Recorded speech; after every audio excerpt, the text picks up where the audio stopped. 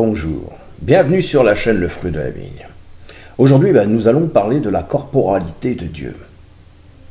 Charles Taze Russell nous explique que l'attribut suivant de Dieu, comme être que nous voyons présenter, est celui de la corporalité.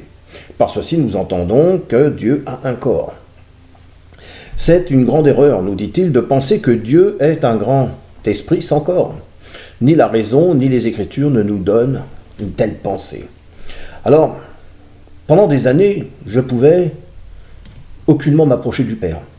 J'ignorais comment le voir en tant que personne. On me disait, tu sais, le Père est une personne, mais comment tu peux imaginer une personne? Tout être esprit est forcément doté d'un corps. Lorsque Jésus disait qu'aucun homme n'avait jamais vu la forme de Dieu, démontre que Dieu a bien une forme. Regardez, si je prends la lettre de Jean, chapitre 5, verset 37, oui. Et le Père lui-même, qui m'a envoyé, a rendu témoignage de moi. Vous n'avez jamais entendu sa voix ni vu sa forme. Donc il impliquait bien d'une manière définie que Dieu a un corps, ce qui implique un organisme.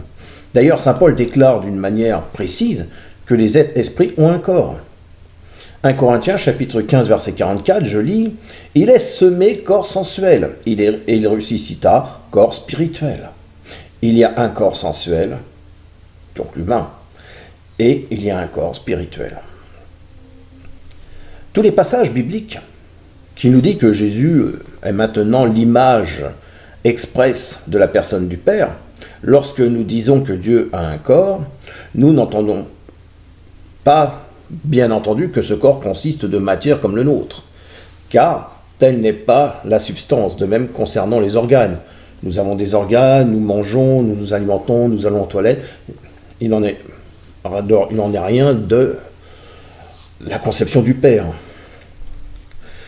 Alors la plus petite partie d'un corps susceptible d'exister à l'état isolé en gardant les caractères de ce corps est ce qu'on appelle une molécule qui est formée d'atomes. C'est la plus petite quantité de matière pouvant vivre à l'état libre. Il est difficile de connaître la nature exacte de Dieu. Mais tout comme nous, Dieu est énergie. Si son corps consiste en principe de vie, il n'aura pas besoin, comme les autres corps, du principe de vie comme autre substance que l'animé. À la différence d'un humain, le corps de Dieu consiste en principe de vie. Il nous faut bien comprendre que Dieu, par son existence, existe de par lui-même. Nous entendons son indépendance à l'égard de tout être, de toute condition et de toute chose pour son existence. Cela implique aussi qu'il ne doit son existence à personne, que personne n'en est l'auteur et que personne ne l'entretient. Dieu se suffit à lui-même, Dieu se contemple lui-même. Son Fils est le seul engendré par le Père. Jésus fut engendré par le Père. Toute autre créature furent créées indirectement par Dieu, c'est-à-dire par l'intermédiaire aussi de Jésus.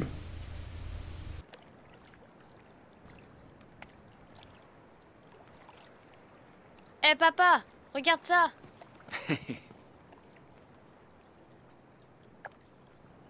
Et aussi vif que l'éclair, hein? Et tu sais quoi? Allons voir ce qu'il y a d'autre.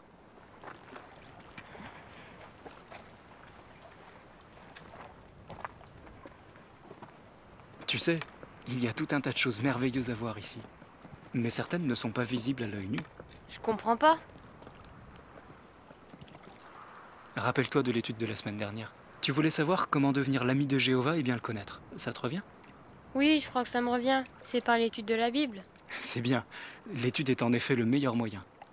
Mais il existe autre chose. Tiens, le roi David par exemple. Quand il regardait le ciel la nuit, que voyait-il? Les étoiles. C'est exact, mais il voyait plus que ça. Il voyait Jéhovah. Mais comment ça? Il voyait Jéhovah dans le ciel. On ne peut pas voir Jéhovah. David pouvait voir qui est Dieu, sa personnalité, par l'observation de ce qu'il y avait dans le monde. Cela l'a aidé à s'approcher de Dieu. Toi aussi tu le peux si tu l'imites, si tu t'intéresses à ce que Jéhovah a fait, sur terre et dans les cieux.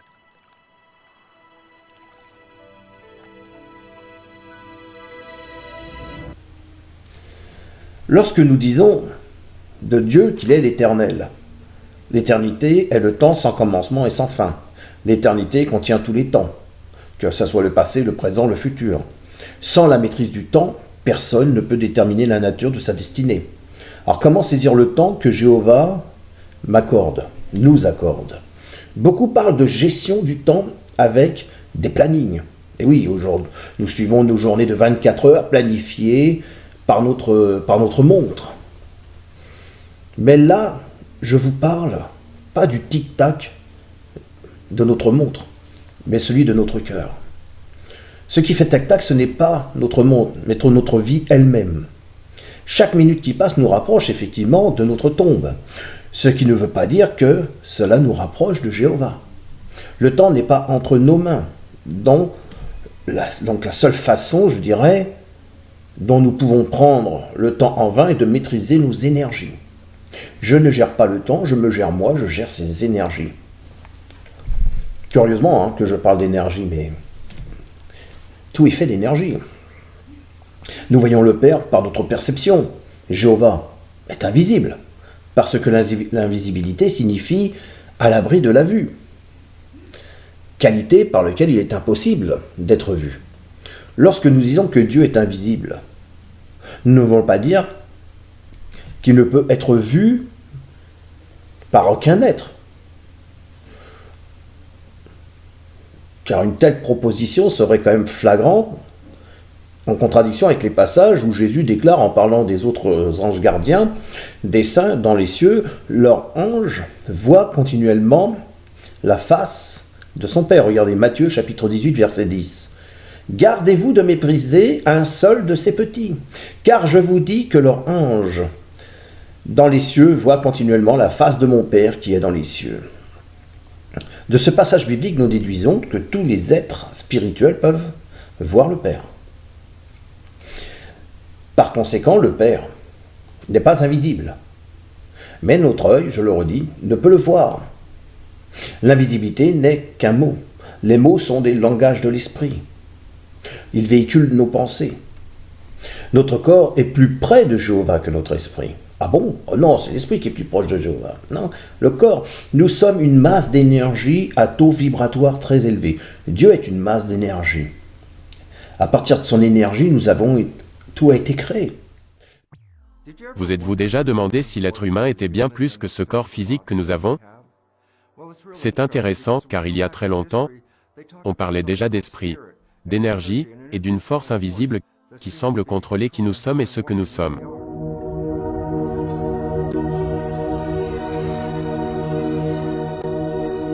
La physique quantique souligne que l'univers n'est pas vraiment divisé en deux parties, l'une étant un royaume matériel et l'autre un royaume d'énergie. La physique quantique révèle que tout est composé d'énergie. Ce que nous percevons comme de la matière est en réalité une illusion composée d'énergie et de lumière. Il n'y a rien de vraiment physique. Ce que ça signifie, premièrement, un fait simple. Quand les physiciens ont commencé à étudier l'atome, ils ont découvert qu'il contenait des protons, des neutrons et des électrons. Ils se sont demandé de quoi étaient composées ces particules et ils ont découvert les quarks. Ils ont étudié de quoi étaient faits les quarks. Et les physiciens ont découvert que ce qui se trouvait au cœur d'un atome n'avait rien de matériel. C'est un tourbillon d'énergie. C'est un puissant champ d'énergie. Tous les atomes sont des champs d'énergie. Ce qui est incroyable, c'est que ces mêmes atomes constituent ce que nous sommes. Nous nous percevons comme des structures physiques, mais d'après la physique quantique, nous sommes des tourbillons d'énergie. Imaginez qu'une cellule soit comme un téléviseur, et que les ondes environnantes sont comme un signal capté par l'antenne du téléviseur. Par conséquent, les cellules répondent à ce signal. Tout le monde a des antennes différentes, ce qui fait que chacun reçoit un signal différent du champ. Le champ quantique, c'est le nom que donnent les physiciens au champ d'énergie dans lequel nous vivons. Nous faisons tous partie du champ, mais chacun de nous n'en reçoit qu'une partie spécifique. Différent de tout le monde. Personne ne partage les mêmes récepteurs. C'est pourquoi nous ne pouvons pas partager des cellules, des organes ou des tissus organiques. Voici quelque chose d'intéressant. Si une cellule est comme un téléviseur recevant un signal, qu'arrive-t-il si votre télé se brise? Elle est hors d'usage. Mais la question est, la télé est morte mais le signal que je recevais est-il toujours émis? Bien sûr qu'il est toujours là. La télé n'est plus là, mais le signal est toujours présent. Mais comment le savoir? Il suffit de prendre un nouveau téléviseur, de l'allumer, de le régler sur la bonne fréquence et l'émission continue d'être diffusée. Ça s'applique aux humains également. J'ai une identité grâce à un ensemble de récepteurs qui captent un signal environnant. Si je meurs, je ne capte plus rien. Et pourtant, mon signal existe toujours, mais il n'y a plus de téléviseur pour le diffuser. Si dans le futur, un embryon se présente avec le même ensemble de récepteurs que j'ai, me voilà de retour en ligne, mais dans un téléviseur différent. Peu importe qu'elle soit masculine ou féminine, c'est une télé. Et si elle est noire, blanche, marron, rouge ou jaune? Peu importe, c'est une télé. Ce n'est pas qui vous êtes, car vous êtes le signal. Pour finir, il est important de savoir que le personnage que vous exprimez dans cette vie est renvoyé à la source. Car votre conscience ne reste pas dans votre cerveau. Contrairement à l'électroencéphalographie, la magnétoencéphalographie lit l'activité de votre cerveau avec des capteurs qui ne touchent pas votre tête. C'est un concept très important à comprendre. Vos pensées ne sont pas dans votre tête. Elles sont diffusées dans le champ quantique. Et comme le disait Einstein, le champ est le seul organisme directeur de la particule, de la matière. En prenant en compte tout ça, nous pouvons dire que votre biologie est une expression de la matière issue du champ qui lui a donné forme. Un champ qui existe, que vous soyez ici ou non. Soudainement, les anciennes histoires de la spiritualité se conforment avec la science moderne de la physique quantique. Vous êtes un champ, vous êtes un esprit. Vous êtes plus que ça. Nous devons comprendre cela, car c'est le premier pas vers notre propre responsabilisation. Pour interagir avec le monde matériel, nous utilisons nos sens. Nous avons des facultés aussi mentales pour créer notre propre environnement. Le Père fait de même dans son environnement. Nous ne sommes pas obligés de subir ce qui nous entoure. Nos facultés supérieures sont propices à tout changement grâce à la perception, c'est-à-dire à la prise de connaissance, de sensation, d'intuition. La perception, c'est comment nous voyons quelqu'un, c'est comment nous posons notre regard sur quelqu'un, c'est comment nous posons notre regard sur Jéhovah. Tout dépend de notre perspective. Le corps est un amas de mémoire, je l'ai déjà dit, réfléchissez-y. Notre corps contient l'énergie de ces mémoires, de nos aïeuls, remonte jusqu'au commencement du premier homme, Adam. Premier corps humain, où les mains de Dieu l'ont façonné. À un moment donné, nous avons l'empreinte du toucher que Jéhovah nous a porté. Donc le fait que nous soyons connectés à la terre. Sinon, à quoi servirait le travail de l'Esprit Saint de considérer notre corps comme un temple? Est-ce que vous vous rendez compte que tout le contact, les contacts que nous avons avec la terre, c'est un contact que nous avons avec Dieu, de ce qu'il a créé. Jésus a touché, et nous avons été touchés par lui. Vous voulez que... Comment dire? Vous voulez que Jéhovah soit proche de vous dans votre vie. Mais vous, soyez déjà proche de vous-même. Ne vous éloignez pas de vous-même. Ne vous servez pas